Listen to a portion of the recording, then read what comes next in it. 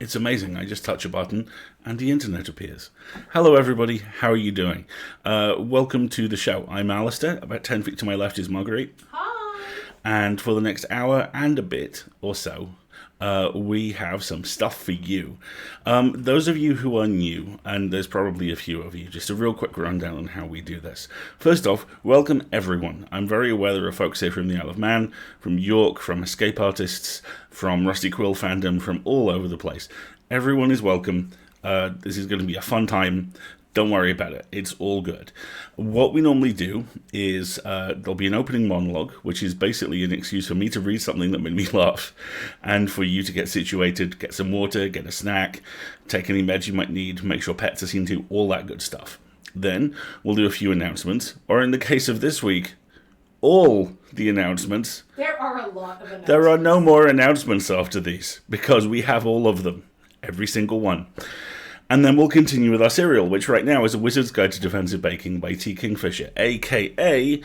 Ursula Vernon. And then there will, of course, be some shenanigans, and then we shall sign out. So, before all that, two things. Firstly, the first significant cup of tea of the evening. The entire cup of tea? I could neck it. No, gosh, please don't. Secondly, for those of you wondering, yes, this is basically very casual Professor Hulk cosplay. You're welcome. I'm quite pleased with this. You should be. You want a taco? taco? There's no tacos. You want a taco? I do want a taco. Yeah, I have to make some more tacos. Okay, that's all. And thirdly, I'm about to push another button. Yes. The power. Totes profesh. Now push the button that says monologue. I'm drunk with power. Hey, the calligrapher and crew are here. Hello. Hey! Welcome to the raid. Have you played Sea Salt by Nate Crowley? My mate Greg is one of those people who's phenomenally gentle and kind-hearted, but has a surprisingly brutal taste in media. He introduced me to a big chunk of the metal bands I listen to, and loves films with plenty of fights. I remember as teenagers we spent an impossibly hot summer's day watching Gangs of New York, then roaring Daniel Day-Lewis quotes at each other through mouthfuls of doner kebab afterwards. Absolutely cracking bloke. Anyway, he's been prodding me for ages to play a game called Sea Salt, and his patience has paid off at last because I had to go at the weekend. So, Greg, this is for you. Sea Salt is really fun. It's a bit like a really dark Pikmin, I suppose. You play Dagon, the big man himself off of H.P. Lovecraft. I'll just pause there to clarify that 1, I'm not a Lovecraft fan, so that's not the appeal of the game, and 2, Sea Salt is blessedly free of convoluted lore and racism and the like. What it is not free of is really unpleasant sea creatures. Dagon, you see, commands all the nasties of the deep. And in this game, you're scourging an unnamed fantasy country with them because its high priest, Bishop Geezer, has spurned you.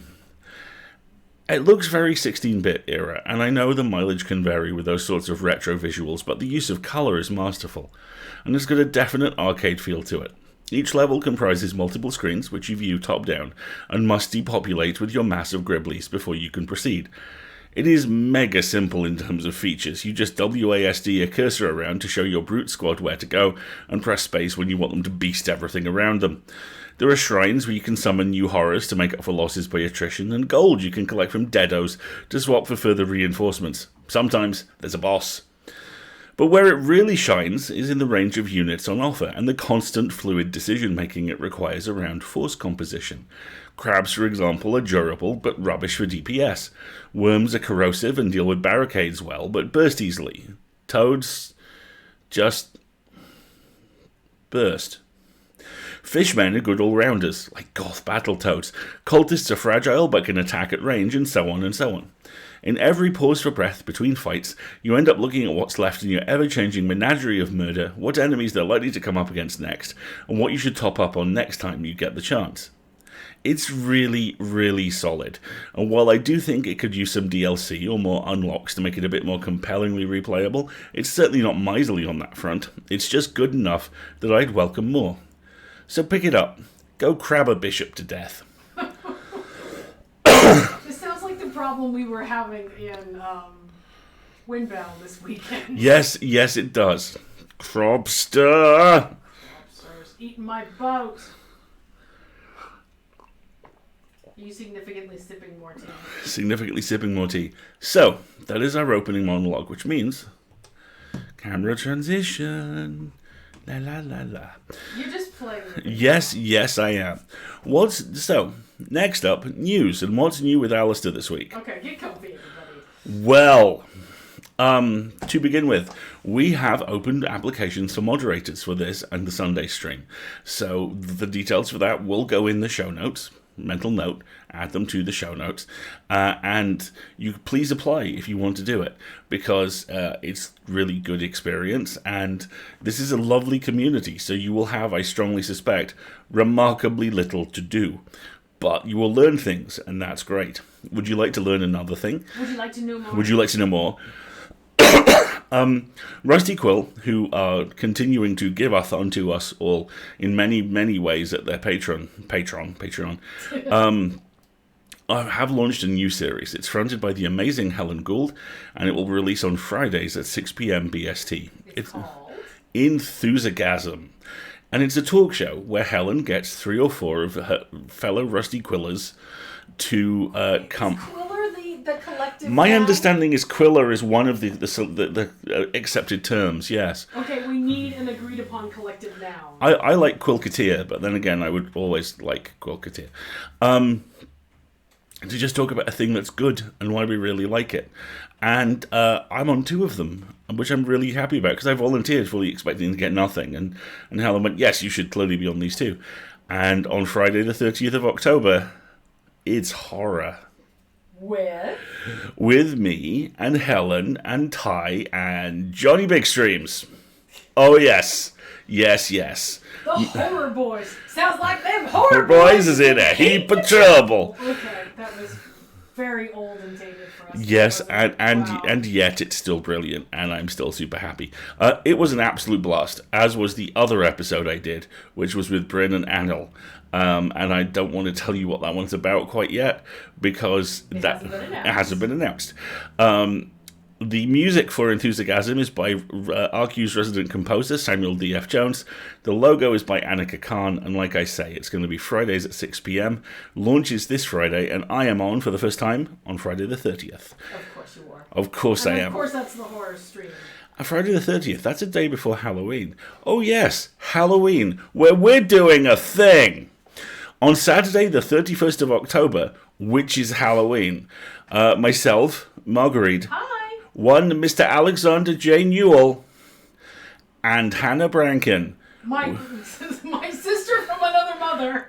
will be playing Little Hope on a live stream. Now, folks, we have tried to do something new this week because we try to challenge ourselves to do something new every week. So, fingers crossed this is actually going to work. We're about to do science, okay?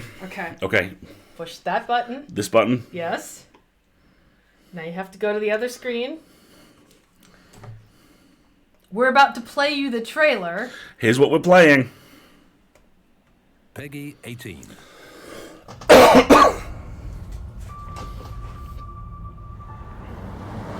Going the wrong way. It's fine, just a quick detour.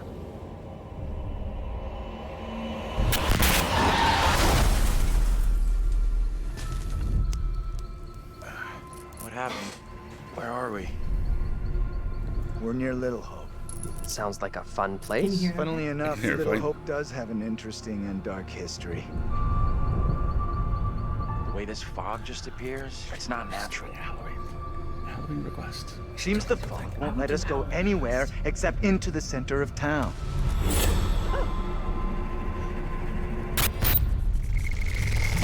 What the hell is this thing? A warning, perhaps. Get off of me!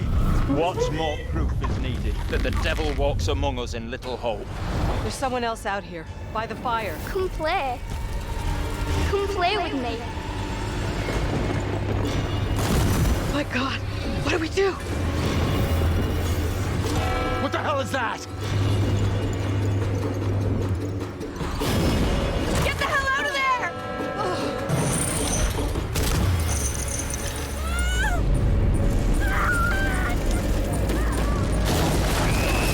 I'm next.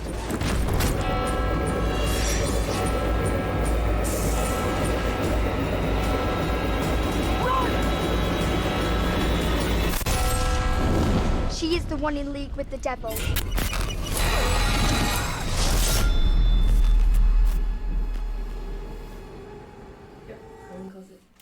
I feel good about this. I really do. I think we're going to make some fine choices, and no characters are going to die, and everything will be fine. Everything will be just fine. Yes. So we're about 90% there with the technical side of things. We're still working on putting some stuff together, but that should be going ahead, and you'll be able to watch it, and it will be amazing. And yes, this is from the same company that did Until Dawn And Man of Medan. and Man of Medan. We played Man of Medan last Halloween with, people on our couch because that was allowed last year. Yes, remember people. I remember people and having couch co-op. But this year it will be Alex and Hannah and Alistair and I on the 2-player co-op mode over Tay Internets. Streaming live for your entertainment. It's probably going to take a good 6 to 8 hours. So I hope you don't get tired of watching us, but I can't wait. I'm so excited. It's going to be fun. Those of you who saw the Untitled Goose Game co-op streams and saw just how little time Marguerite needed to go full anarchy, times that by 2. Marguerite and Hannah being on the same stream is going to be amazing. I'm really excited. I'm planning costumes and a menu and snacks. And we think there's going to be some Rusty Quill merch reveals and stuff as well. But they're they're being really cagey. Newell got that kind of, I'm going to be enigmatic, or perhaps travel back in time and kill the board look to him. Yes. And yeah, There but will definitely be both shenanigans and snacks and Marguerite going ham. Ham. Yeah. Wendy's right. It took maybe 30 seconds. Well, being a goose is good for my inner, sense of stress release. So yes, that's what's gonna be Halloween. It's gonna be an EA Rusty Quill joint Crossover. long haul It's like- Halloween stream. So the owners of Rusty Quill and the owners of Escape Artists are for some reason taking a high school trip through Middle America, and we stop in Witchy Death Town. It looks like Silent Hill meets the Blair Witch Project, and I'm 100% down It for really, really does. Also, it's a little thing, but the thing I really like is that the terrifying settler ghost actually has a Yorkshire accent. Does he now? Yes, she does. Play with me. Get me some chips. Go to the off license. Cornetto! Okay, we'll have to get some cornettos in. Let me make Clearly, it. she actually is making a note at this point. Well, think about it. Salem Witch Trials, 1600s. It was still a colony. Everyone's going to have the accent that they grew up with, and before they. Also, apparently, tentacles. Jackson's correct. There is definitely an tentacle. There is an tentacle boy in there somewhere. So obviously that's really big news. But wait, we have more.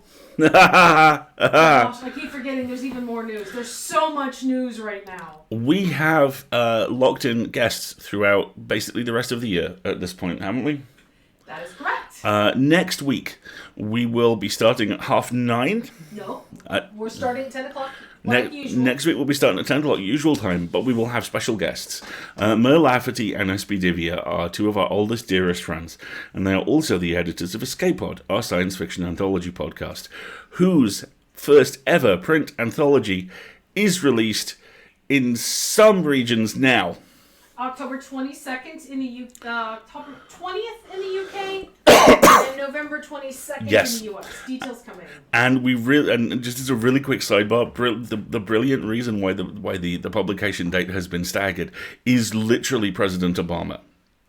It is because of the demands for Obama's 800-page tome of Volume 1 of his book about his time in office has been so massive. Basically, all the paper mills in Europe are printing that. All of which basically means we have that rarest of beautiful things. We have an absolutely legit thanks, Obama. And I will go to Valhalla delighted by this thing. So we have them coming in next week. They're going to chat about the book a little bit, and we will chat about Escape Pod and other awesome stuff. Also, Mer co-wrote Wreck Runner with me, which is really cool. Yep. Now, we are currently on part 9 of A Wizard's Guide. We think it'll last to about part 12. It's going to be 12 parts, And the week after we wrap up the book, which will be the 18th of November by our math, Yep. we have our next special guest. Ursula. Ursula is coming on the show the week after we finish the book to talk about the book. And chances are potatoes and horticulture. So if you've ever had bizarre animal, horticultural, or gardening questions for Ursula now is Vernon, absolutely the time. start stacking them up because we're going to have a good old time. We are, at the moment, very carefully not scheduling anything else for that show because there is a non-zero chance it's just going to be Ursula talking, and that will be amazing. And are asking you your opinion on what we should be doing next, because we're going to take 2 weeks to have special guests and do some polls and figure out what story we're going to do next. Yes. So should we talk about the third guest? Okay. The third guest who's going to be here on the 25th of November. Just in time for the launch of their first book, 13 Stories, it is Mr. Jonathan Sims, a.k.a. Johnny Big Streams. Pass me the microphone. Oh, okay. Do you need to drop the microphone? Here we go.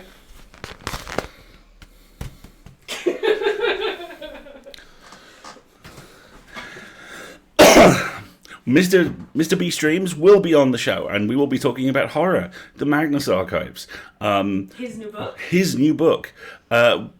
Beeves, probably not Beeves. No, let's not talk about Beeves. We do not do Beeves. The Brothers Emeritus are the beef makers. But he'll be on the show, and he will geek out about horror with us, and it will be amazing, because Johnny is amazing, and he's an incredibly good guest, as are all these people. Is that the sum total of our news? I think that's it. Well, almost. Apart from one thing.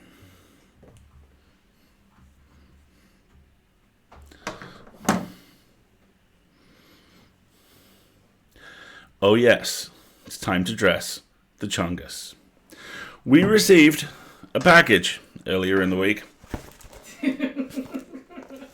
Recap for people who are new. For those of you who don't know, Chungus is our sourdough starter. Chungus is, I think, 4 months now. Their birthday is on the jar. I don't remember. Chungus was born on the 20th of June. So yes, coming up in about 4 months. Yeah? Yeah. Chungus has a wardrobe and various costumes, which have been provided by the fantastic Wendell, who's in the chat right now. I'm just going to put this in front of your face. Okay.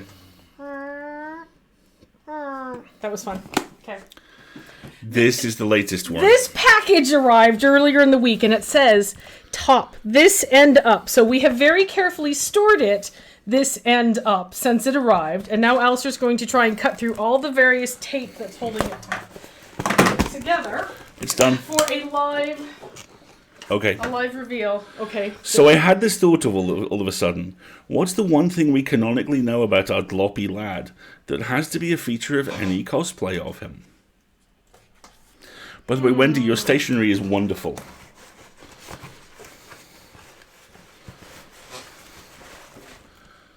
I have a theory.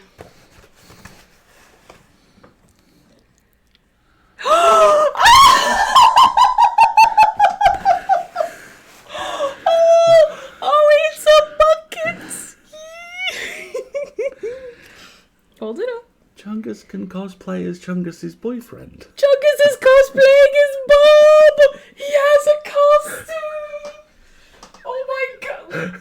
Okay, I cannot wait for Ursula to come on the stream so that you can play with all the costumes with Ursula. Wendy, you are a genius. And he's got a little head and a little smile. Oh my gosh. Oh. Yes. Oh my gosh, it's a boyfriend sweater. It's a boyfriend. Oh my gosh, I love it. That is unbelievable. Wendy, thank you so much. Oh, he's gonna wear. Yeah, okay. So the next 3 weeks, he's got his outfit figured out. Oh yeah. Well, much like the rest of us, I think Chungus wants to just live on the couch in the boyfriend sweater. Can you blame him? Chungus stole Bungus's bucket and he's using it as a sweater. Yes, exactly. Oh, I'm so cute. I have to find a do I have a tweet of the art. I gotta see if I do or not. I will take a look. And if I find it, I will put it in the chat. We should do one of those ridiculous wedding engagement albums of art of Chungus and and Bob and stuff. I gotta look into that. Because, I don't have enough else to do. And thus a project is born. Oh, no. Chungus has fan art and a costume department. Oh, this is so cute. Okay, wait. The calligrapher missed the Chungus outfit. Look at the little smile. And the little boyfriend sweater. Engagement video to Careless Whispers. Oh, so good. Oh my gosh. So good.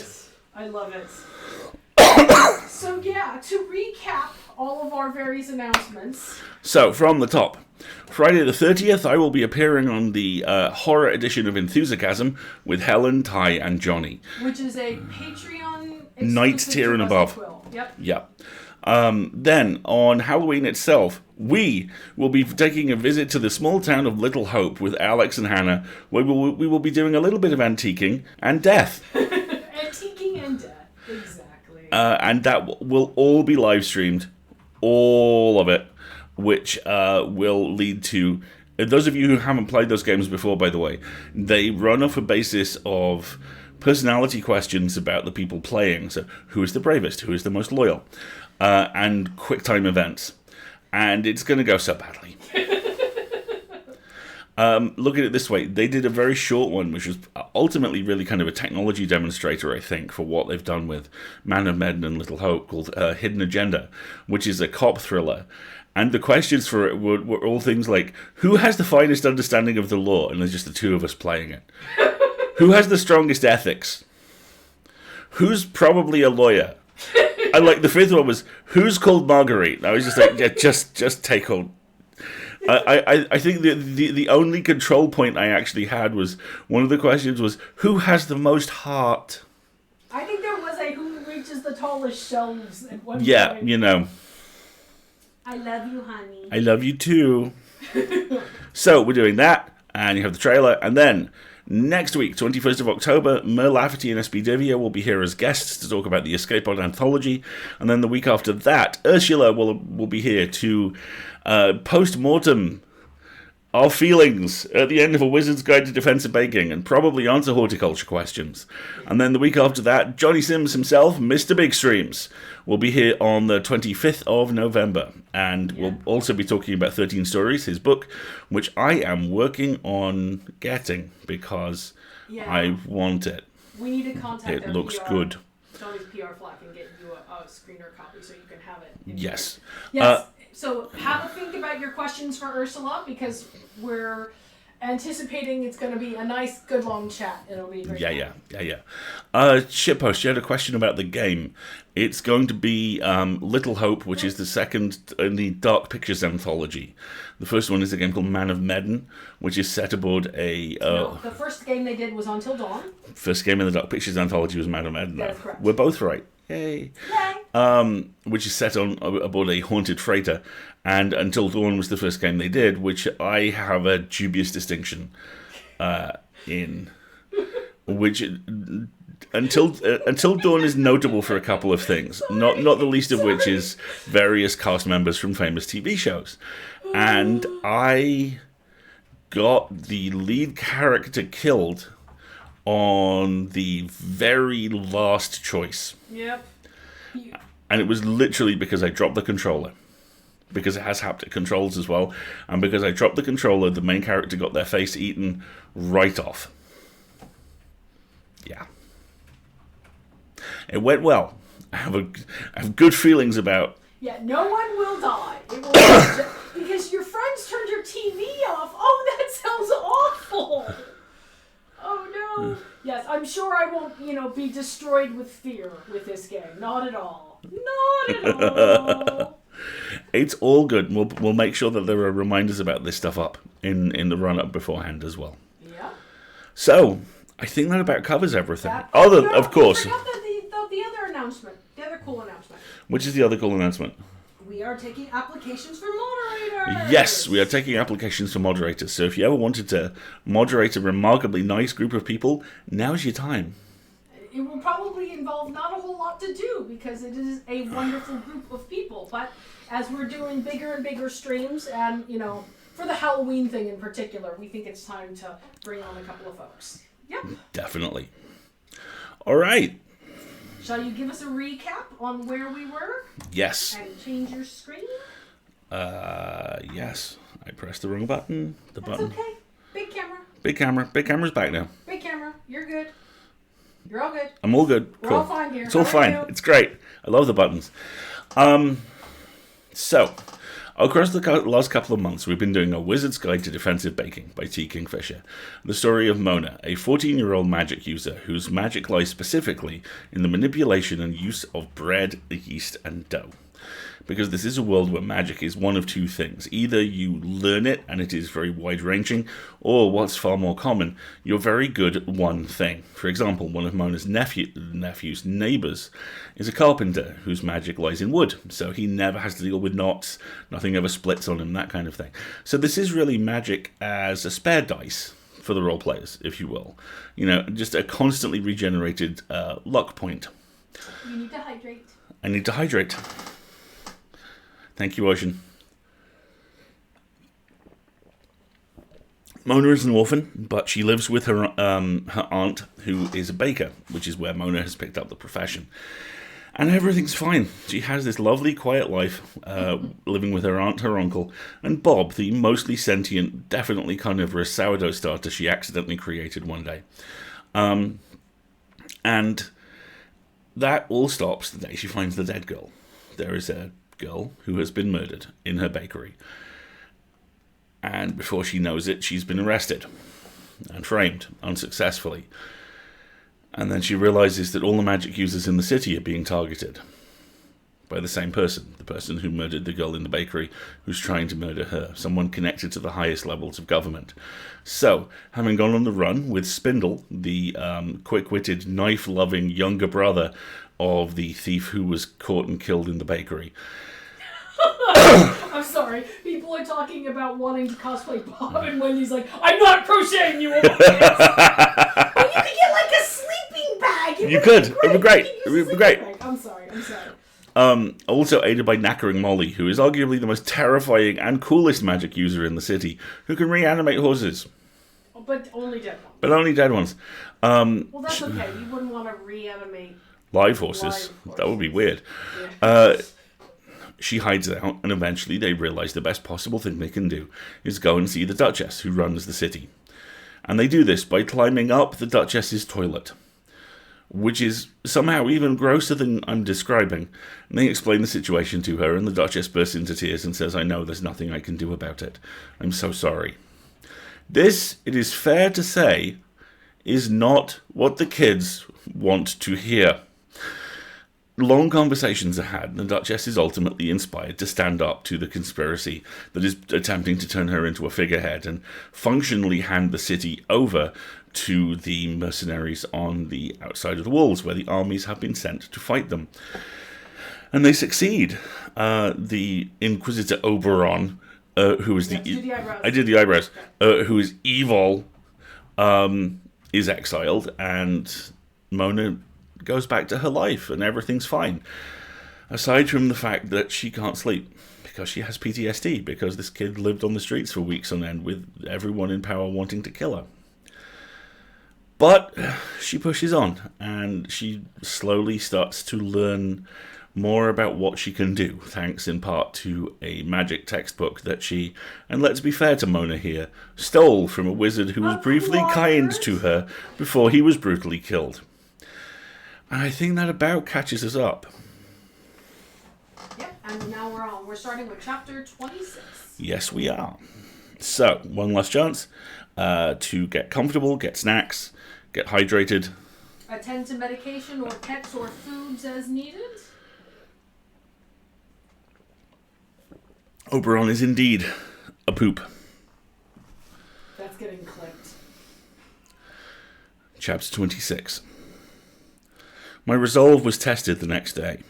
I was in the back, waiting for a pan of muffins to come out, and she bustled in. Mona, why are you hiding back here? People want to see you. I grimaced. There'd been a lot of that. I hadn't minded the regulars that first day, but people I didn't know kept showing up and wanting to hear the story. I didn't want to keep telling it. I wanted it to be over. I wanted people to buy scones because they were good, not because it was a chance to gawk at me. I'd rather not, Aunt Tabitha. I'm sure they're just here for bread. No, they're here for you, because you're a hero. She said it so nicely. She really meant it, but the word hero twisted up in my chest and I couldn't seem to breathe around it. I mumbled something about the muffins and fled down the stairs to the cellar. I sat on the steps with my head in my hands. Hero. I was 14. People had been trying to kill me. I hadn't done anything heroic. I'd been terrified. And yes, I know that line about how courage is going forward when you're scared, except that I hadn't even done that. I hadn't gone forward. I'd run away, and the only reason I'd gone to the Duchess was because I'd run out of ways to keep running away. Hero. It should never have come down to me. It was miserably unfair that it had come down to me and Spindle. There were grown-ups who should have stopped it. The Duchess should have found her courage and gone to the guards. The guards should have warned the Duchess. The council, whoever they were, should have made sure the Duchess knew about the proclamations. The Duchess should have had people on the street who reported back to her. Everyone had failed at every step, and now Spindle and I were heroes because of it. The door creaked open. I sniffled. I didn't want to talk to Aunt Tabitha. She meant well. She was proud of me. I didn't know how to explain that she shouldn't be proud. That it wasn't anything I'd meant to do. It was just that the whole city had fallen down on the job. But it wasn't my aunt. It was my uncle. Uncle Albert, who came and sat down on the step next to me, and I scooted over to make room. Uncle Albert. You never come down here. I wiped my eyes, probably leaving smears of flour. Bob's down here. Yeah, well, I heard your aunt talking to you.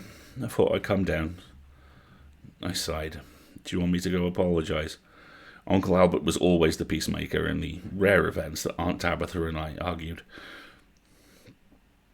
No, he said. That surprised me. A lot. I don't know if when you're an adult you can argue and be right, but if you're a kid and you argue with an adult, you are automatically wrong. Always. It's a law of nature or something. On the other hand, I'd been right about Oberon, so maybe the laws were in flux right now. She thinks I'm a hero, I said, when the silence had stretched out. But I shouldn't have had to do any of it. There should have been so many grown-ups who should have fixed things before it got down to me and Spindle. It doesn't make you a hero just because everybody else didn't do their job. Uncle Albert leaned back and put his elbows on the step behind us. I was in the army when I wasn't much older than you, he said. I glanced over at him, surprised. I knew this, but he didn't talk about it. Not in a deep, dark, secret way, just... The one time I asked as a kid, he laughed and said it was mostly boring and people yelled at you a lot. And the one time we really got in trouble was against Delta C, he said. He stared down the steps into the dimness. We were sort of at war then, I guess. Nobody was real clear on it at the time. Probably still aren't. Anyway, a bunch of us were stationed way out at the end of a peninsula and we were cut off by the enemy. They didn't send us any help. Nobody attacked us, not really. Occasionally we'd throw rocks over the wall at each other just to, remind ourselves there was a war on. But we ran out of message pigeons. And we ran out of rocks. And then we ran out of food. Still, nobody came to save us. We thought there must have been a pitched battle or something, and maybe River Braid was overrun. Maybe no one was left to come save us. Eventually, the commander surrendered, because it was that or we'd all starve. He tilted his head back, looking at the ceiling. Delta C was really polite about it. They ransomed us back. It turned out nobody knew we'd been in trouble. A couple of quartermasters had been siphoning off supplies that the brass fort was headed our way. All the messages we'd sent were sitting at the bottom of a stack of papers on somebody's desk. I stared at him in horror. Well, you can't really have that happening. It looks bad when people just forget you're there, so they decided it had been a siege. Called it the Siege of Dusk End, I think. They gave us medals for surviving and we all went home, heroes of the war. That's terrible, I said. Yeah. Uncle Earl glanced over at me, but as long as they gave us medals, that fixed it, as far as the army was concerned. You expect heroes to survive terrible things. If you give them a medal, then you don't ever have to ask why the terrible thing happened in the first place. Or try to fix it.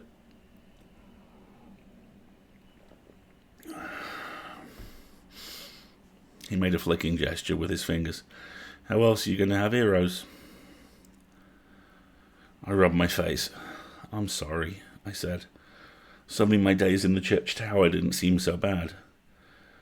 How long had Uncle Earl and his men been trapped watching their supplies dwindle, waiting for help to come? Yeah, me too. I'm sorry we failed you, Mona. We tried to go to the Duchess, but I'm not even sure if they told her we were there. Probably they didn't. Should have occurred to me to try climbing a guard rope. You didn't fail, I said. They wouldn't let you succeed. That's different. He put his arm around me and squeezed. He's not much of a hugger, not like Aunt Tabitha, and it was awkward, but I felt better. I'll talk to your aunt, he said. We heroes have got to stick together. It got better after that. I don't know what he said to Aunt Tabitha, but she stopped asking me to talk to customers as much. Perversely, because she wasn't asking, it got easier to do. I even slept a little more at night, although not much. That mood continued up until the end of the week, when the doors were thrown open, and Joshua and Harold marched inside. I say marched because it was pretty clearly official. They were both wearing swords, and they stopped on either side of the door. Widow Holloway, who had come in for a blackberry muffin, leaned toward me over the bakery case and whispered, "My, such handsome young guards they have these days." Widow Holloway is going exceedingly deaf, so her whisper could have been heard halfway to the palace. I'll do that again. "My, such handsome young guards they have these days." Content warning. Accents. Widow Holloway is going exceedingly deaf, so her whisper could have been heard halfway to the palace. Joshua grinned, and the tips of Harold's ears turned pink. "Her Grace the Duchess," Joshua intoned, "to see Mona, the Wizard of the Bakery." Wizard of the Bakery. There's a title. Aunt Tabitha came out of the back to see what the commotion was, just as the Duchess came in the front door. "Mona, what's all this?" "Mona, my dear, forgive the disruption." They stared at each other over the bakery case. I could see... I'm sorry, I can't not think of that. I could see wheels turning in Aunt Tabitha's head, probably. "She looks familiar, but where have I seen her before? Oh, good Lord!" She dropped into a curtsy, apron flapping. "Your Grace!" "You must be Mona's Aunt Tabitha," said the Duchess, smiling warmly.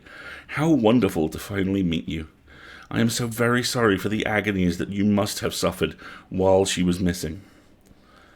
Aunt Tabitha tried to say it was dreadful and it was nothing at the same time, and produced a garbled sentence that sounded vaguely like "Noverful thing."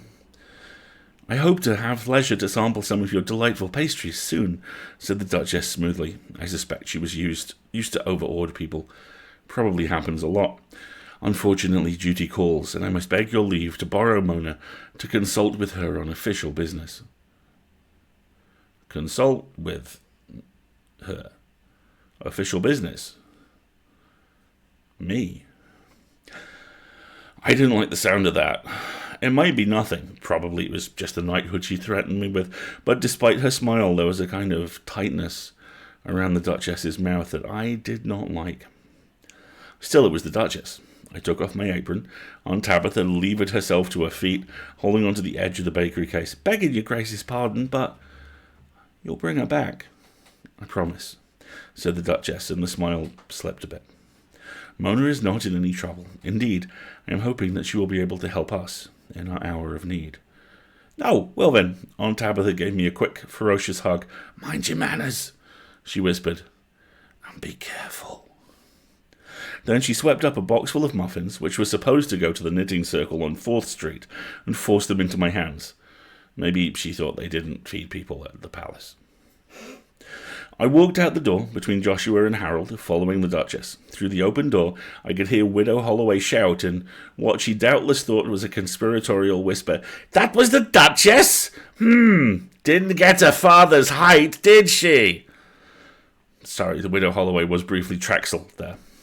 Or Yoda. Can't quite tell. Height of her father she did not have. "It's true," said the Duchess mournfully. "Father was 6'2". One of my great sorrows. It is easier to be imposing when you are tall. You seem to do all right, Your Grace. We were settling ourselves into the Duchess's carriage, which had less carvings and gilt than Oberon's, but still looked a bit like a cake on wheels, when a small, ragged figure launched himself from behind a water barrel on the corner. Spindle hit the door and clung to it like a squirrel. "If you're going somewhere with Mona, I'm coming too," he announced. Joshua came around the side, sighed heavily, and picked him up by the scruff of the neck. "We should not dream of leaving you behind," said the Duchess. "You may stand as surety of our good behaviour." Spindle was dumped into the carriage. He straightened up, nodded to Joshua, and sat down on the bench next to me. "What's going on, Your Grace?" I asked as the wheels creaked into motion over the cobbles. "What's all this hour of need business?"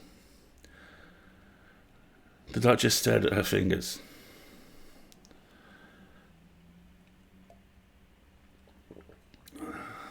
Did you seriously just do that? "Yep.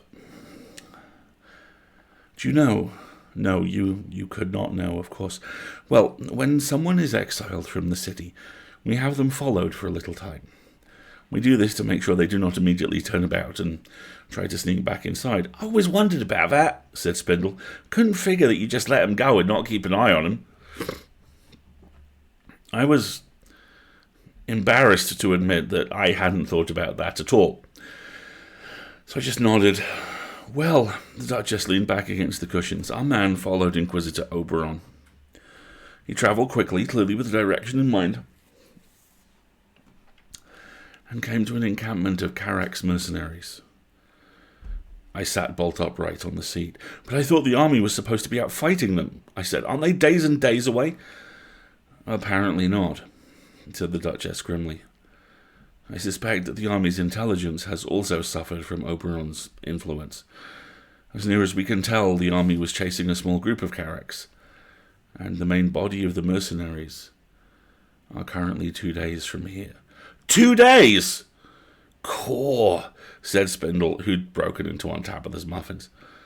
The bottom seemed to have dropped down my stomach and been left somewhere back on the cobblestones. "What?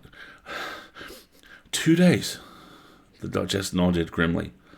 "We're trying to avoid a panic while we wait for confirmation. So there's not been a general announcement, but yes, I believe in 2 days we will be in a state of siege. Oberon has found them. He must have been working with them all along, and informed them that the army is gone, the mage is dead. The city ripe for the taking." Spindle has a quicker and twistier mind than me. "Must have planned to take over in here first, then use the mercs to deal with the army. Then he get a whole city without fighting for it. Now he ain't going to get that, so he figures he'll burn it down and take what's left." He took a huge bite of muffin. The Duchess regarded him with a kind of weary amusement. "Do you know, there may be a place for you in my cabinet, young Spindle. That is exactly what we believe he planned. It is a shame that none of us saw it sooner. Perhaps it never occurred to us that he might watch his own city sacked." She leaned back against the cushions. We sent riders out to find the army the day he was ousted, but without mages we no longer have instantaneous communication. It is to be hoped that when Master Gildean died, Lord Ethan will have realised that something was amiss at home. But even at our most hopeful estimates, they are 5 days away. 5 days. The Carracks were 2 days away. In 2 days, the Carracks could overrun the city. They say that when a Carracks goes past, his footprints fill up with blood. If what the Duchess said was true, the blood was going to be out. What do we do? I whispered. We have the palace guard, said the Duchess. We have the city walls, and we have one wizard left. One wizard left, but... Oh. Right. Me. I spent the rest of the ride to the palace coming up with reasons why I couldn't possibly save the city, why I probably couldn't do anything at all, why I was in fact no kind of wizard whatsoever. The Duchess listened to all this with a faint smile on her lips. My dear, she said finally, without the use of magic, you have managed to bring down a powerful traitor and recall a negligent ruler to her senses. I shudder to think what you might accomplish with the use of magic. Your Grace, I work with bread, I cried for about the 20th time as the carriage trotted into the palace courtyard. Just bread! Are there any other wizards? She shook her head sadly. I'm sure there are others in the city, but they are in hiding. All the talk of the curfew and a registry has frightened them badly, and no wonder. And now we are asking them to come to the palace. Why should they believe this is any different? I slumped back in the seat, defeated. The Duchess leaned forward and patted my knee. My dear, I am certain that you can go on and on about how unworthy and incapable you are for hours yet, but we have very little time. Let us pretend that we have done all of that, and that I have nodded correctly and made the proper noises, and skip to the point where you say, I don't know what I can do, but I will try. Spindle snickered. I said, but... bread! The palace kitchens are at your disposal, said the Duchess. I assume that you will need dough for whatever you do. We will set every bakery in the city to producing as much as they can for your use. Do you have any special instructions? She got out of the carriage on Joshua's arm. He helped me down too. Spindle jumped, and I handed him the rest of Aunt Tabitha's muffins. My mind reeled with images of the enormous palace ovens that I had passed during our trip to the scullery. You could bake huge things in there. Really huge things. The weakest may command a mountain, the book had said. Well, I'd wanted to make an elephant out of dough, hadn't I? Tell the bakeries to let the bread rise much further than they would otherwise, I said, surprising myself with how steady my voice sounded. Let it overflow the pans. We need size. Spindle, I need you to go back to my room and get the book on the nightstand and a change of clothes for me. Tell Aunt Tabitha I'll be gone overnight. Your Grace, I don't know what I can do, but I'll do my best. Literally every chapter of this thing ends that well, from here on in, by the way.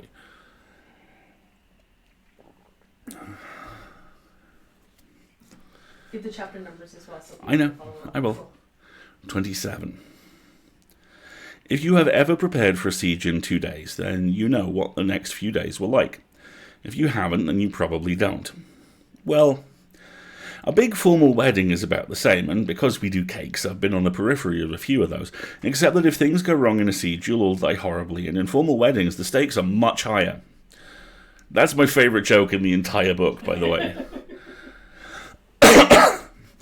We had a bride threaten to set the bakery on fire once when her buttercream frosting came out the wrong colour.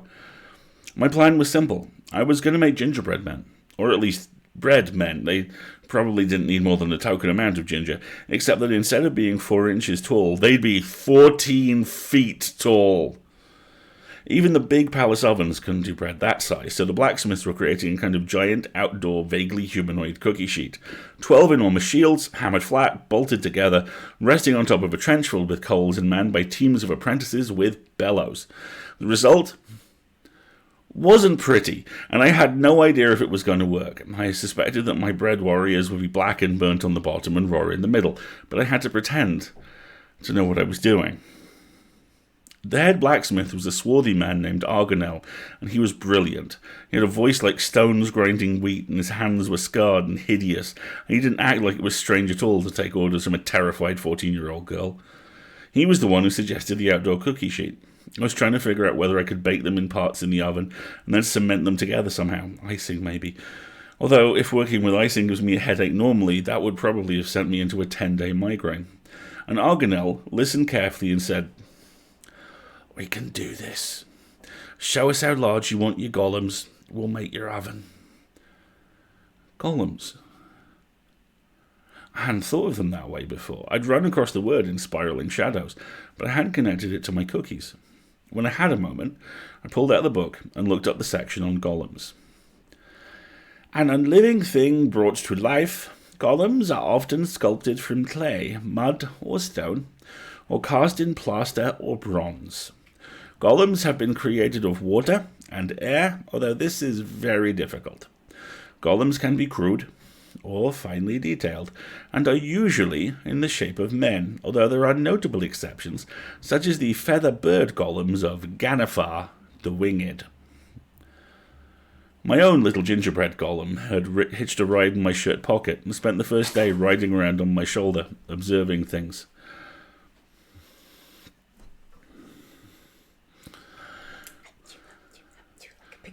Yes. What do you think? I asked him, quite aware that this was ridiculous. The book was very clear that golems were only so intelligent as their creator caused them to be, and I hadn't been trying to make a genius of a cookie. On the other hand, he'd also lasted literally weeks longer than any other cookie I'd animated before. Usually I pulled the magic out of them before we sold them, because no one wants to bite into a live cookie. My God, maybe golems got weird if you left them alive long enough. On the other hand, the cookie surprised me. He walked down my shoulder and studied the hive of activity in the courtyard. He examined the shields being hammered and nodded approvingly. About the buckets and cauldrons and bathtubs of dough, I think they pulled large chunks of the plumbing out of the palace to provide me with places to store the dough. He was less approving. He actually pinched some of the dough between his arms and frowned at it, then shook his head at me. "Too spongy. I know," I said. "Probably horribly bland, but nobody's going to eat it." The cookie gave me a look. You wouldn't think icing could do that, and he waved his arms in the air as if to say, "Well, fine, if you're sure." The blacksmiths were the easiest people to work with. You'd think the cooks would be thrilled to have an active role in defending the city from a Carrick's invasion, and maybe they were, but that did not extend to being happy about a 14-year-old kid taking charge of their kitchen and demanding they do just terrible things to dough. "Let it rise how long?" asked the head cook, scandalized. "And you're baking it where?" "I know," I said wearily. "Believe me, I know. It'll taste terrible. Nobody's eating it." "Wasted good flour," the cook sniffed. "Now, if you ask me, young lady..." Spindle, who had been taking advantage of the cook's distraction to pocket a cold meat pie, part of a ham, and a dozen hard-boiled eggs, turned his head at this. "She didn't ask you," he said. "She's telling you. Duchess's orders, innit?" I love you, Spindle. The cook turned the colour of stolen ham. "Spindle," I said, torn between being grateful and being mortified. "It's true," he muttered. I abandoned all hope of the... I just saw the fantastic retort, "You'll taste terrible," in the chat. I like that. I abandoned all hope of the cook liking me. It didn't matter. She was furious, so be it. The Carricks would be a lot worse. I drew myself up as tall as I could. I came to a little under the cook's collarbone and said quietly, "Please fill as many buckets as you can with dough. If you run out, the guards will bring you more. Flour is being brought from the warehouses." "As you say," grated the cook. "Thank you," I said, and left the kitchen, dragging Spindle out with me. However mad the cook was now, it was going to get a lot worse when she counted the eggs. My face felt hot. Having a grown-up mad at me, I mean, here I was, trying to save the city from being overrun by cannibal mercenaries, and I felt sick to my stomach because the cook was mad at me. Being 14 has a lot of drawbacks. The sun was going down. The cookie and Spindle and I sat on the edge of a low stone wall that separated the courtyard from the stable yard and made a meal of eggs and illicit ham. This is pretty horrible, I said. Good ham, said Spindle with his mouth full. Don't know what you're on about.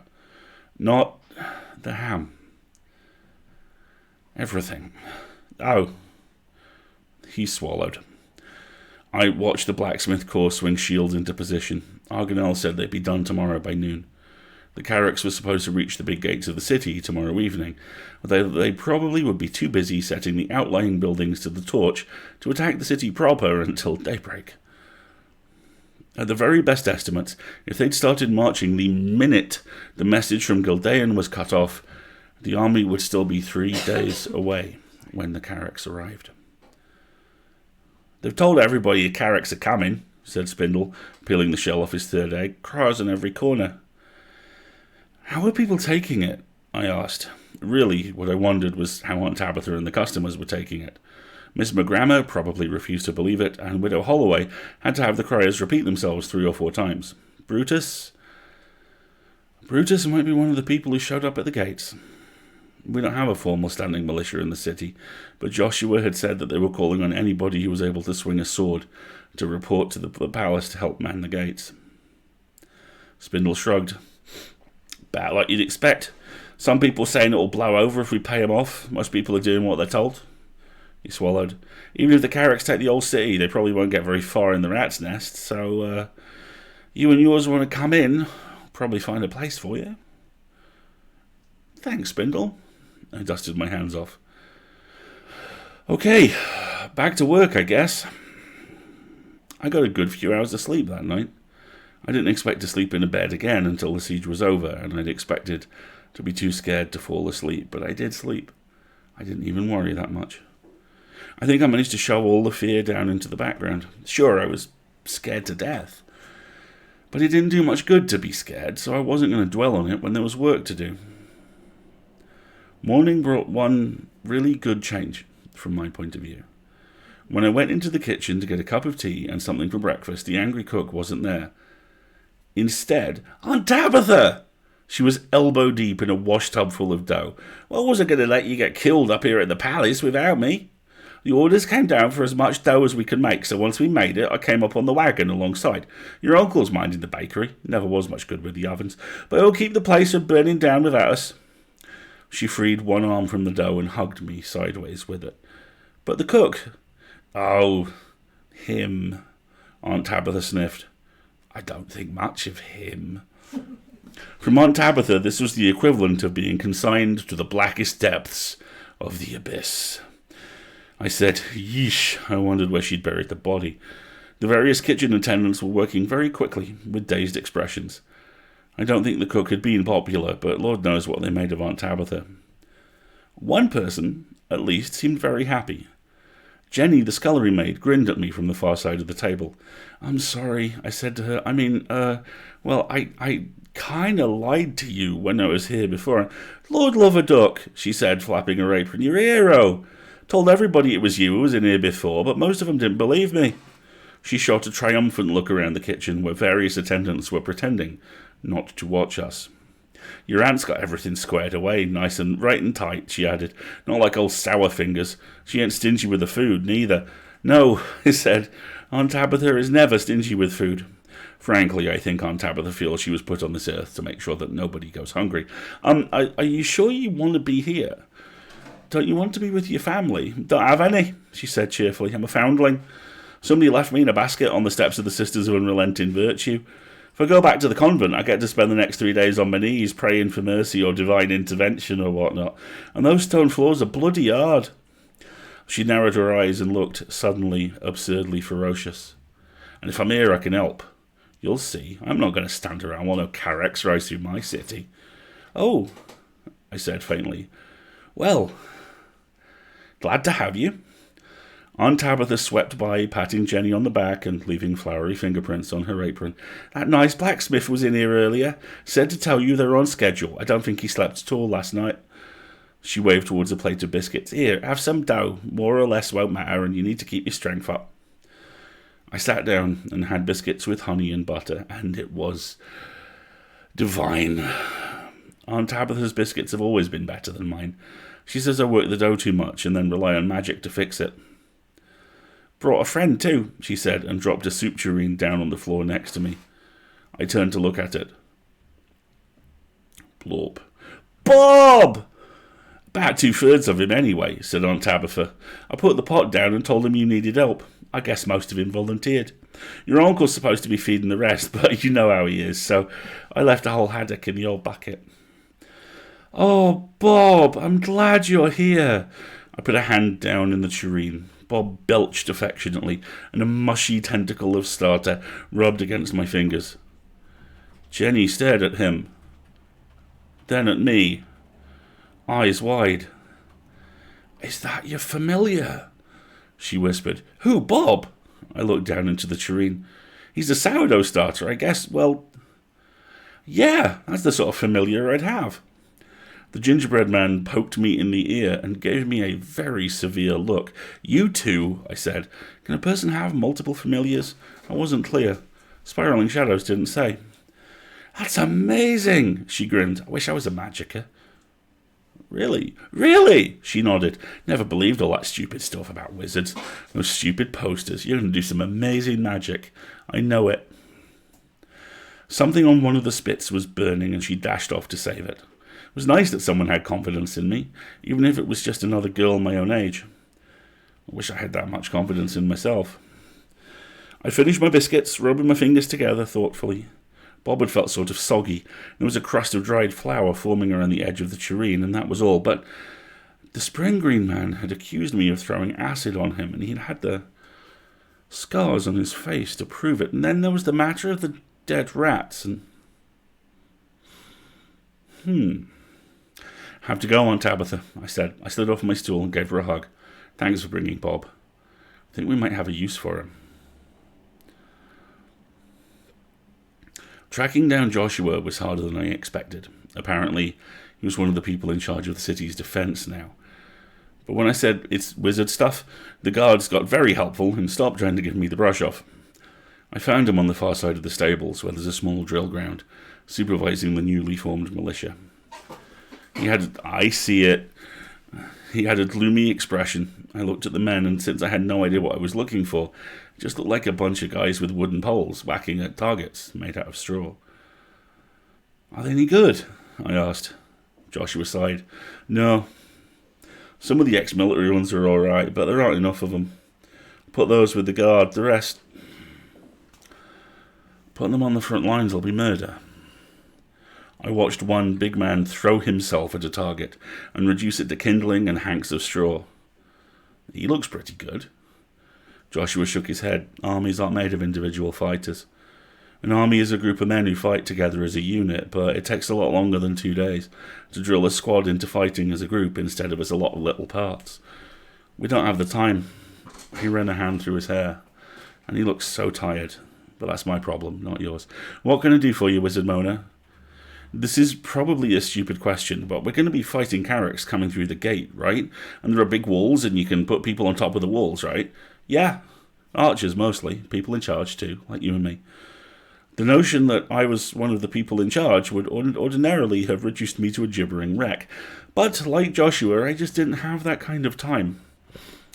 Do you ever... Oh, I don't know... dump boiling oil on them and stuff? He laughed. Boiling oil? More trouble than it's worth. Walls are barely wide enough for 2 men to pass. There's no place to build a fire to boil anything. I'm certainly not having men run up the stairs carrying pots of scalding oil. Why'd you ask?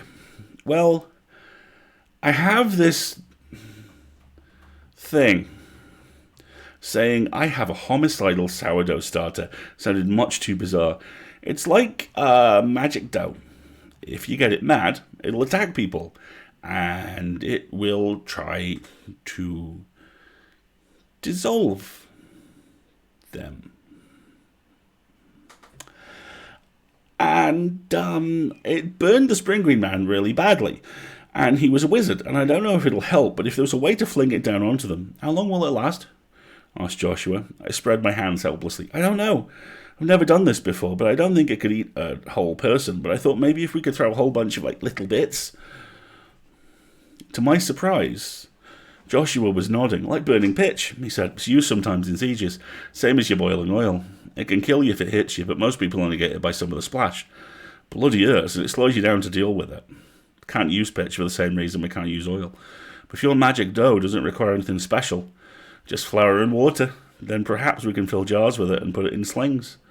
He nodded. Yeah, that is a good plan. I don't think it'll stop them, you understand. I said, worried. Joshua put a hand on my shoulder.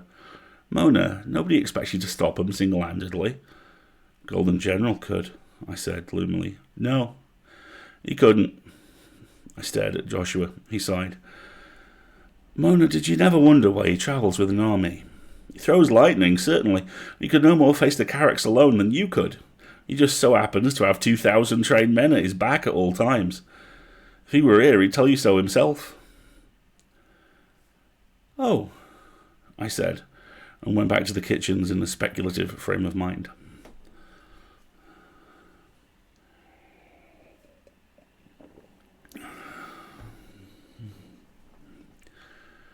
"28. I spent most of the day making a whole lot more of Bob. Dough kept arriving from every bakery in the city, wagons full of barrels, oozing with dough, vats full of dough, horse troughs and pots and buckets of dough.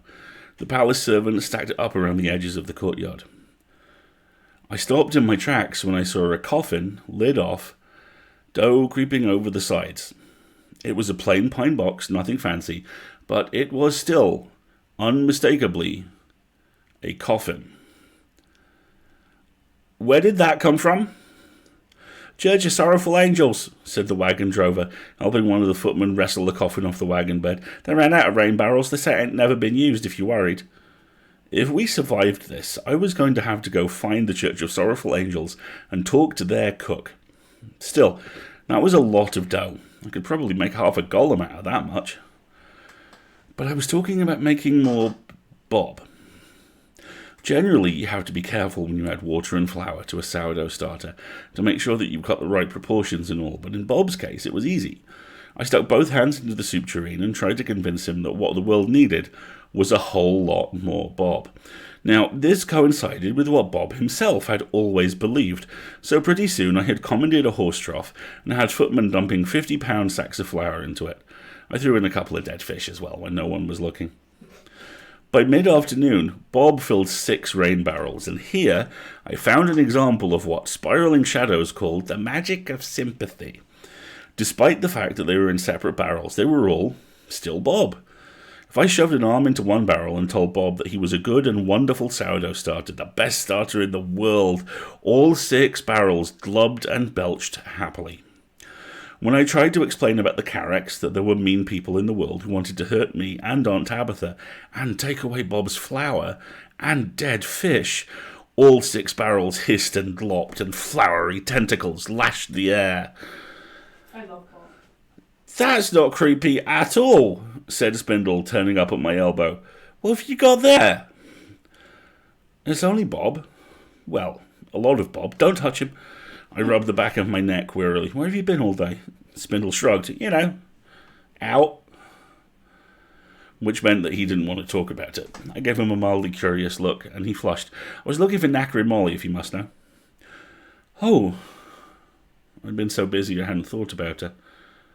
Is she okay? She's fine. Won't come help. He folded his arms tight and led down at his shoes. Says it's not for little people like her. Says she'll get crushed. Told her that we needed her, that there weren't no more wizards but you, but she wouldn't listen. I was disappointed, but I tried not to show it. I think the last war was really hard on her. She went with the army once. They say that's when she went crazy. Just 'cause you're crazy don't mean you can't help, said Spindle, scuffing the ground with his foot. I remembered Uncle Albert saying that if you slap a medal on someone, you don't get to ask questions. You don't have to try and fix what's wrong. Had they given Molly a medal for making the dead horses walk on the battlefield? It was too much. It was just too much. I was 14 years old, and if I didn't get back to work, it wouldn't matter how heroes were made and whether that was good or bad or indifferent. I socked Spindle on the arm. Come and help me get Bob into jars. I'll tell him you're a friend. It took over 100 jars to contain Bob. I think we used the entire stock from the palace. We all had pickled beets and pickled eggs and pickled beef and pickled asparagus for lunch and dinner to free up the jars. And by the end of it, I didn't want to ever see a pickle again. The job was made more difficult because Bob was fighting mad now. I think Spindle dumped a couple of jars of pickled chili peppers into the barrels when I wasn't looking, and was just striking out at strangers, so Spindle and Aunt Tabitha and I were the only ones who could get him into the jars. Jenny, the kitchen maid, was really helpful. She kept finding jars tucked into corners and bringing them out, which was more than the head cook had done. "Oh, him," said Jenny, sniffing. "He went off with a flea in his ear after your aunt told him off. Didn't tell him I brought you the pickled radishes, though. Those are his specialty. He'd be right mad if he knew that you were stuffing dough into all these jars." I was latching the very last lid onto the very last jar when Joshua appeared at my elbow. It was early evening. The sky looked old, and the sky looked bloody over the western walls. "Mona," he said. "They're finishing the oven now," I said, not looking at him. "Another hour to get evenly heated, and we'll start baking." He nodded. "In that case..." Something landed on my shoulder. I let out a squawk and ducked down, and my gingerbread man climbed on top of my head and started waving his arms angrily at my attacker. Joshua, who should have been helping, started to laugh. It was a pigeon. It was a big, glossy grey bird with that subtle, oily iridescence along his neck feathers, but still, it was a pigeon. You get them everywhere in town. The pigeon puffed out its chest, looked down its beak at me, which is not the sort of behaviour you expect from a bird that lives in gutters. Joshua finally managed to stop laughing and said, Oh, I'm sorry. I needed that. I think that's one of Annalise's. See if it's got a message." "A message?" I stared at the bird, who was uncomfortably close to my face. The pigeon lifted one foot and had a little capsule strapped to its leg. Using its beak, it removed the capsule and held it out towards me. "Joshua, the bird is giving me something." "It's a messenger pigeon," said Joshua. "Annalise, she's a wizard, travels with the army. She does omen pigeons. Unfortunately, while she can send them here, we can't send them back to her. They're strictly one-way birds. They can find their way home, and that's it. Still, she can usually magic them into finding a specific person." "Shouldn't it be trying to find you, then? Or the Duchess?" "She got one a few hours ago," said Joshua, the laughter fading from his voice. "They got our message. The army is a little more than 3 days away. They're doing a forced march and hope to cut it down, but even an army can't run all the way here." Well, I hadn't had much hope. Felt less like a fist in the gut and more like a confirmation of what I had known all along. The army couldn't save us. The Golden General couldn't save us. It was up to us. The bird shook the message capsule at me. I took it gingerly between my fingers, expecting a peck. There was a note inside. It was written neatly on a sheet of onion skin paper, folded so tightly that an entire sheet could fit into the tiny capsule. I smoothed it out, and it read, "To Mona, the Wizard of the Bakery, greetings from General Ethan." "Ah, of course. Yeah, okay. The Golden General was sending me letters now. Naturally, this was the next logical step. After this, Our Lady of Sorrowful Angels would step down off her church spire, roll up her sleeves, and begin punching dough alongside Aunt Tabitha." "From Ethan?" asked Joshua. I nodded. "Yeah." "How did he know who I was?" "The Duchess sent a very thorough report with the riders, and you are the only wizard at our disposal. Can't imagine there's too many wizard girls running around the palace right now." Joshua laughed wearily. "Would that there were. A few more like you, we might not need the army." I said, smoothing the creases out of the letter and reading further down. "Her Grace the Duchess informs me that in our city's hour of need, you have stepped forward. You have all my gratitude, Wizard Mona. I implore you, leave no stone unturned in your efforts to save our city. Do not be bound by what seems foolish or impossible. In magic, creativity is as important as knowledge. The greatest wizard I have ever known would have been considered a minor talent by our standards, but he was relentless in finding ways to make things work with what he had. I hope that you will be the same. We will be with you as soon as we can. General Ethan." Pardon me. Its job done, the pigeon launched itself heavily off my shoulder and circled the courtyard, gaining altitude. It vanished over the top of the palace, presumably to some hidden dovecote where the homing pigeons roosted. I folded the note and shoved it into my pocket. I hadn't expected a note from the Golden General in the first place, so it was stupid to feel disappointed that when one arrived, it didn't include handy advice like, by the way, I've hidden the magic superweapon in the third room closet on the left. Still, it would have been nice. You might think that having the Golden General watching over your shoulder, even by humming pigeon, would be daunting. But really, when everybody was going to die if I failed, piling, and the great hero of our army will be very disappointed, on top didn't mean that much. In a way, the letter was actually encouraging. In magic, creativity is as important as knowledge. If anybody knew, it would be him. He was a wizard, after all, and a really well-trained one.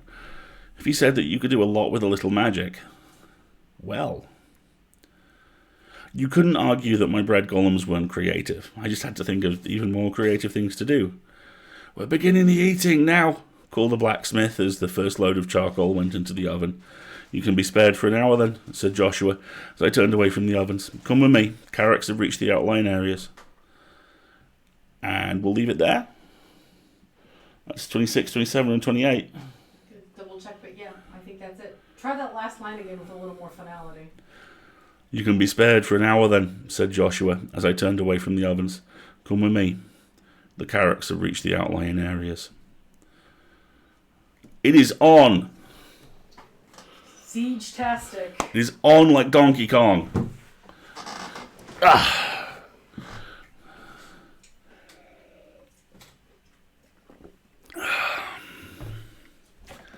You know what? Mm-hmm.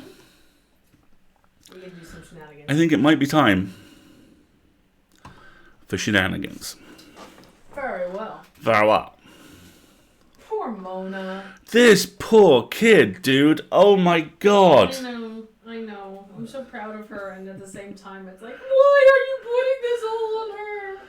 Also, I'm absolutely here for quietly dropping several jars of pickled chili peppers into Bob, so he's like, oh. Fighty Bob. Fighty Bob in jars is going to be so much fun. And people are like, and now the musical number! I think I've decided that the stream on Sunday when we start playing Windbound is going to be called Everything You Own in a Boat to the Left. Yeah, okay. I back that. I liked that one. Right, so let me... Shenanigans. Alright, I'm fixing my ponytail. Me too. I know. All those long, lustrous locks. Let's look at tonight's shenanigans. You gonna beat me to the button? I'm already there. The text button. Oh. That button. This is tonight's shenanigans. Okay. The first one is Villainous Duo by Radical. Peter and Elias are so funny to me as a villainous duo, because one of them dresses like Lighthouse Keeper as an acceptable aesthetic, absolute Captain Birdseye off the shits, built like a brick shithouse, and one of them is a twinky little Victorian dandy who still thinks that men's corsets are in fashion. On a related note, one of them beat a man to death with a lead pipe and shot an old woman 3 times in the chest, and has torn people's eyes out with his bare hands, before and will again, and one of them has to use his gay little mist powers to kill anyone, and this is funny because it is absolutely not the way round you would think. If ever there is a line I would sincerely hope would make it into season 5, it would be, what, you're going to use your gay little mist powers on me? No, fuck you. Statement begins. Thank you. And that brings us to TMA Season 1 Observation by Anna. Season 1 of the Magnus Archives is so funny. The archivist really is like statement of one Charlie Flip-Flop, who claims to have been stalked by a sentient piece of rope. Frankly, this sounds like a load of horse shit to me. Unfortunately, we couldn't follow up on this statement, as Mr. Flip-Flop has died by manner of being strangled by a rope in his own home. What seems a touch unusual is the fact that there were no signs of forced entry, and cameras show no one but Charlie entering his apartment the week of the murder. Anyway, I hate my fucking job. Statement ends. Oh god, Johnny's going to be on the show. He's going to give me so much shit about this impression. I've just realised. I want to very Johnny Do You impressions. Oh, they're all going to do them at some point. There's going to be some terrifying Magnus Vengeance choir of me. Okay. We have to make a pact, chat. Here's the plan. If the next time Rusty Quill does like some sort of big live event, I don't know if they're doing Gaming and Giving this year, but if they do something like Gaming and Giving, we have to get the whole cast and crew, we have to like pledge for them to all impersonate Alistair. Because you've been impersonating all of them. And their revenge will be sweet. You complete me. I love you! That's my evil plan. So anyway, we're doing shenanigans, and it's gone off the screen, so I'm going to press the button again. That will give me the illusion of control. The last one is Distraction by Fangirl Puggle. Magnus Archive's funny idea where everything awful is prevented because Peter proposed, again, and Elias keeps getting distracted with wedding plans to fulfill any evil schemes. Like he's planning on arranging an avatar attack, but... oh, fuck, there's that cake tasting. And if he skips, he knows Peter's going to be a bastard and get a cake shaped like a boat with the awful icing he likes. Damn it, he'll arrange the apocalypse after he's saved his wedding reception.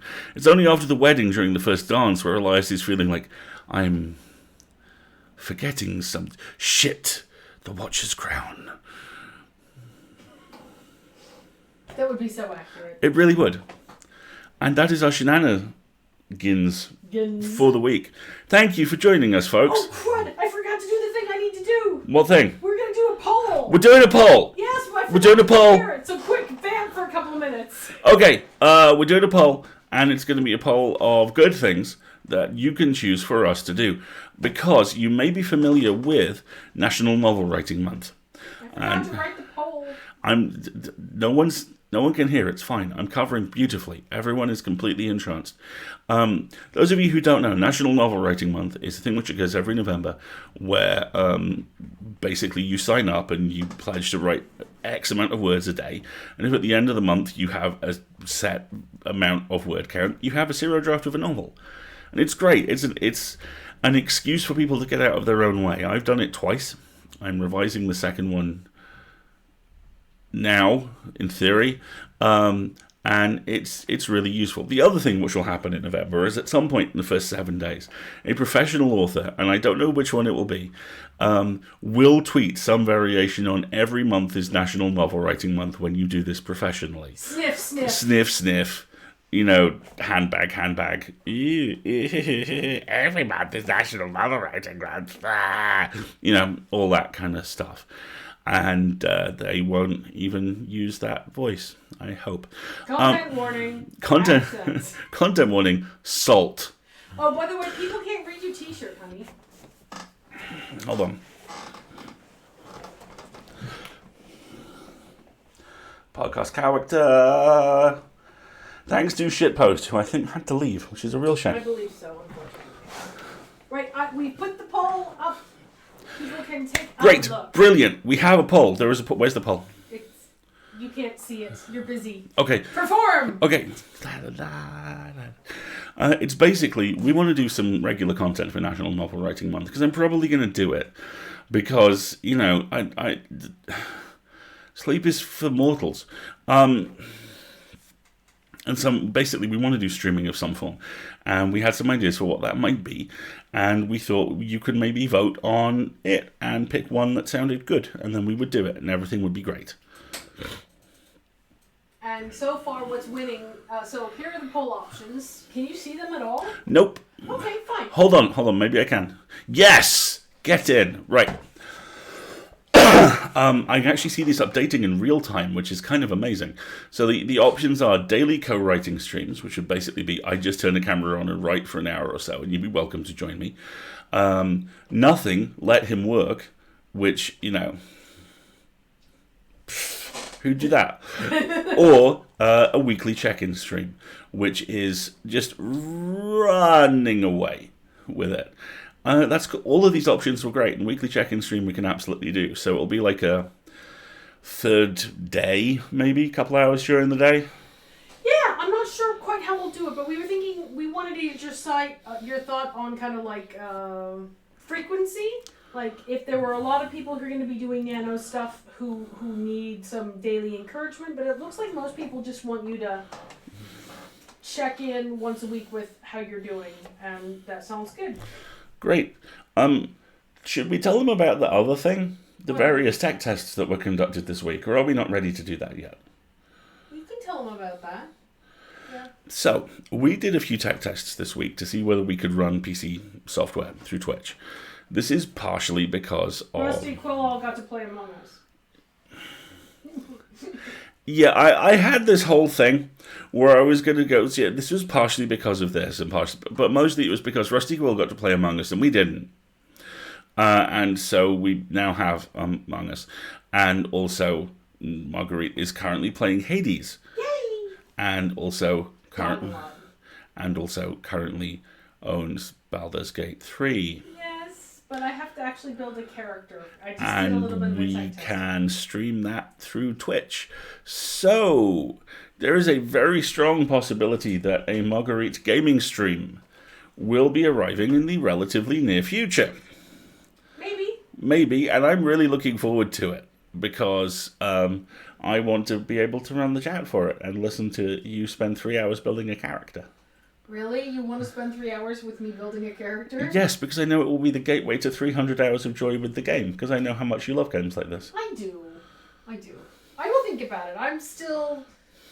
You're the on-air talent, so, you know, I'm the one in the chair for stuff like this, so... Oh no! Marguerite Gaming squeals. Yeah, well, there's that. You know, I give good reaction, apparently. You give very good reaction. Let's see how the Halloween stream goes, and we'll take it from there. Okay. Right? Fantastic. I think that may be everything we have. You can hit the wrap-up button now. Wrap-up. Ta-da! All right, so... There we go. And Jax, you're absolutely right. She really is. What? Read the chat. Oh, hush. Phooey. Yes, I love you too. You can next find us on... Marguerite does go full Zim. It's amazing. Computer, take me to the weasels! They're probably right by now. Oh, I love Zim.